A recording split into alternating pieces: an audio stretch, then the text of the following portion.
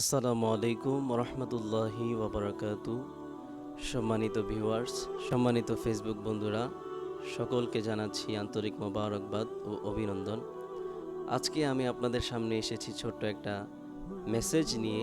সেটা হচ্ছে, আমাদের সমাজের মধ্যে দেখা যায় যে আমরা মসজিদের মধ্যে এসে কথা বলি। তো মসজিদটা হলো আল্লাহর ঘর। তো এই আল্লাহর ঘরে এসে আমরা যদি দুনিয়াবি কোনো কথা বলি, তো এগুলা আল্লাহ পাকের কাছে পছন্দনীয় না। তো সেই জন্যে আল্লাহ পাক রব্বুল আলামিন কোরআনুল কারীমের মধ্যে জানিয়ে দিয়েছেন, ওয়া আন্নাল মাসাজিদা লিল্লাহি ফালা তাদউ মাআল্লাহি আহাদা।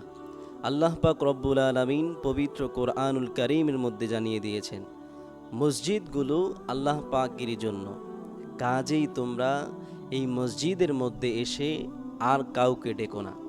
অর্থাৎ আল্লাহ পাক এই জায়গার মধ্যে বুঝিয়েছেন যে তোমরা মসজিদে এসে শুধু আমি আল্লাহ পাককে স্মরণ করো, আমি আল্লাহ পাককে ডাকো। তোমরা আমি আল্লাহ পাকের কাছে যা চাইবে আমি রব্বুল আলামিন তাই তোমাদেরকে দেব।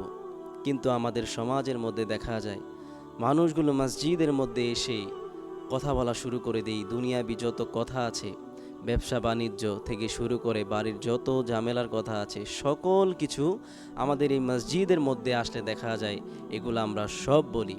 তো কাজেই আল্লাহ পাক রব্বুল আলামিন কোরআনুল কারীমের মধ্যে যেহেতু বলে দিয়েছেন যে আমরা মসজিদের মধ্যে এসে কথা বলতে পারবো না, তো সেই জন্য আমরা সকলেই চেষ্টা করব যে মসজিদের মধ্যে আমরা কথা না বলার জন্য। তো আমার মেসেজটা এতটুকুই।